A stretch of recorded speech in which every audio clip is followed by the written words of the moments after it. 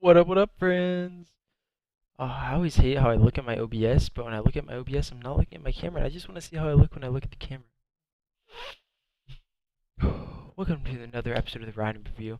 Today we got a special one. This one is from Nebuula. Nebuula was on Team Wise, which consisted of Demon D, Toxic Cloud, and Nebuula. They ended up getting a decent placing at HCS Atlanta. Nebuula no longer on Cloud's team. Cloud is a brand new team, showcasing it here today. Um, and so does Nebula's team. So this is gonna be Rig Slayers. So normally I try to think of an overarching idea that I want to talk about, or look at, or think about. So whenever we're focusing on the game, we're not just focusing on his point of view. We're gonna be focusing on everything happening in the game. This one specifically is going to be about setups. When do teams decide to just hold on to a setup? When do they decide to push? Are they blocking bunker? Are they pushing, letting them spawn bunker? Stuff like that. Personally, I'm a fan of blocking bunker, holding the inside, and just making the other team feed kills to you while you continue to hold control of the map. But we'll see how that goes, and we'll just see how his point of view goes the entirety of the game. Nebuula. Yeah, looking at the teams, Tire Iron, Nebuula, Sneaky Brand, Brainstorm, Demon D, Rami, Cloud, for the ground pound. Interesting. A little play. Blue team gained the lead.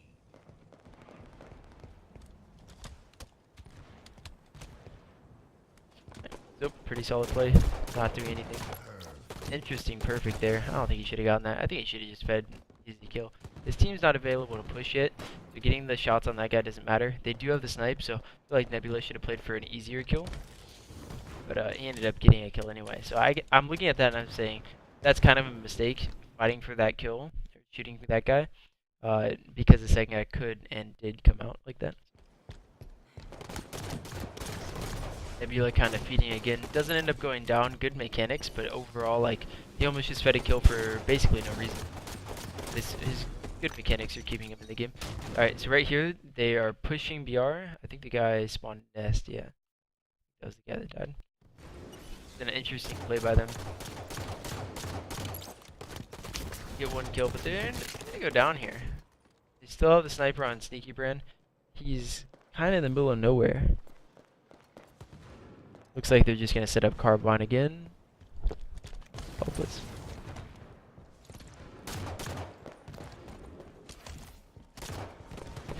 Don't just make sure to ask again afterwards. Holy melee. 2 fresh dead.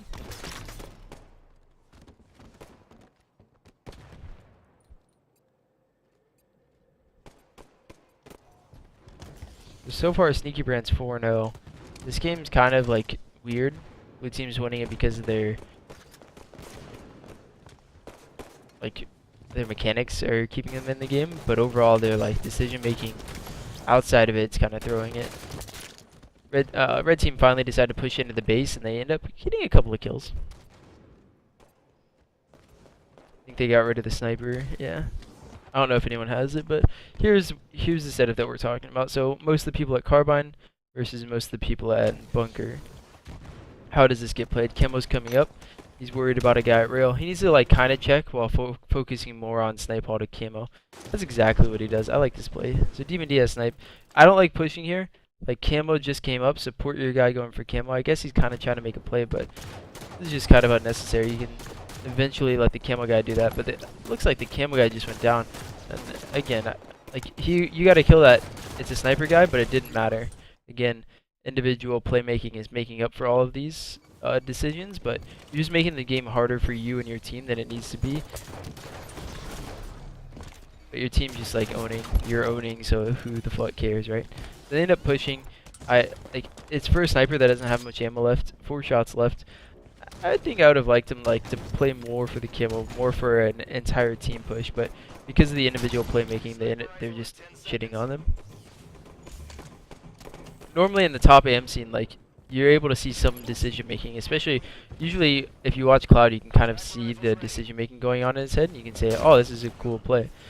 But it just seems like everything that Nebula's doing is just working out because of how solid he is as a player, individually and mechanically, which is cool to see. Look at this, not missing. Every shot's hitting. He hit the perfect on Cloud and white corner.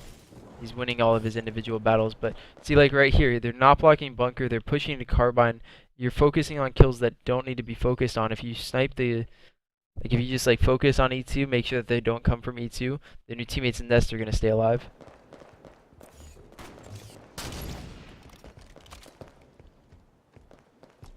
Yeah, I would say like most of this like could have been prevented if you just blocked bunker, blocked E2, but you ended up going barrels trying to push that.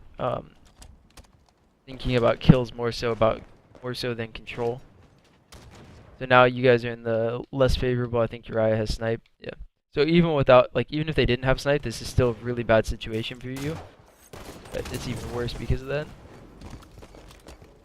Got in a good position on pipes and just shot one shot cross map and got picked off. Yeah. That grenade, like that one shot on pipes kind of just led to your demise here. Instead of shooting, you could have like jumped back, thrusted on, you know, did some weird plays, but because you were so focused on shooting cross map, you end up going down there, which is interesting.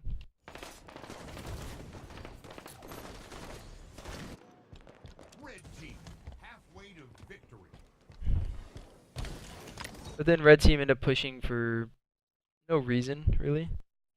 Like they get a couple of kills, but now they're at carbine. They're gonna spawn carbine. They're gonna have sniper at carbine, but that's not like good. I'd rather have the inside of the map than sniper, because you get to set up the push that's gonna just kill a sniper like this. Even gets teammated. But now they're gonna get camo, so it's interesting. Like I don't know. This is how does that happen?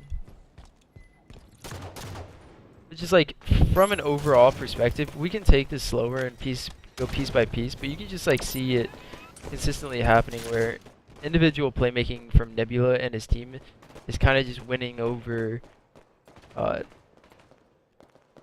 know, the game. It's not, neither team right now is really using strategy or solid decision making. They're kind of just pushing and trying to win 1v1s.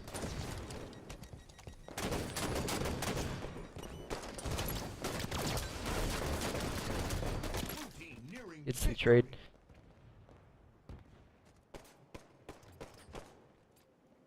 Usually I don't see Slayer rigs like this. It's a lot more structured usually.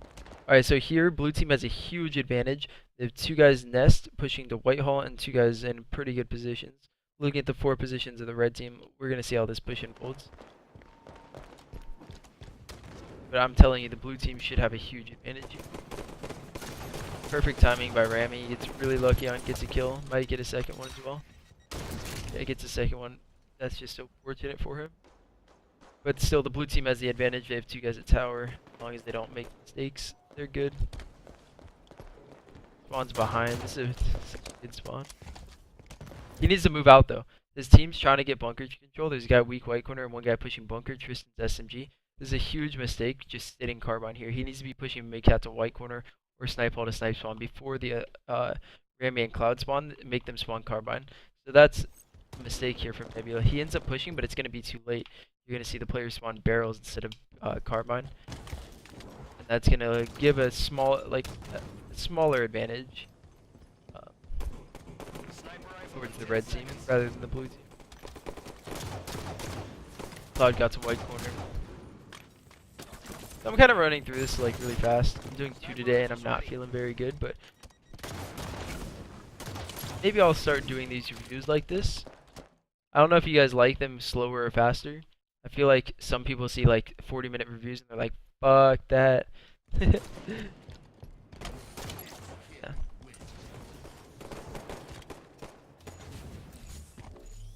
I mean, I guess this just depends on like how you guys want to play as a team, but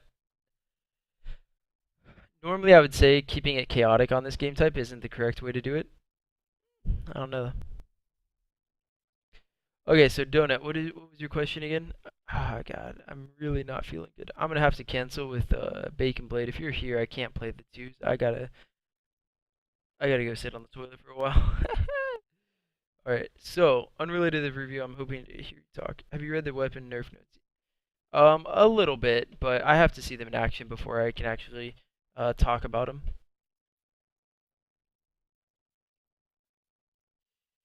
Yeah, Nebula, that gameplay was average. I mean, your gameplay specifically was good individually, but just on a team aspect, it was kind of weird.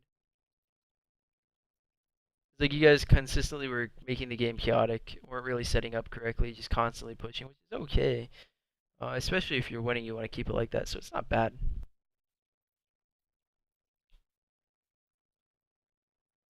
Yeah, I'll test the playlist a little bit. I don't know how much I'm going to be playing it though, because we're not going to be playing those for Atlanta.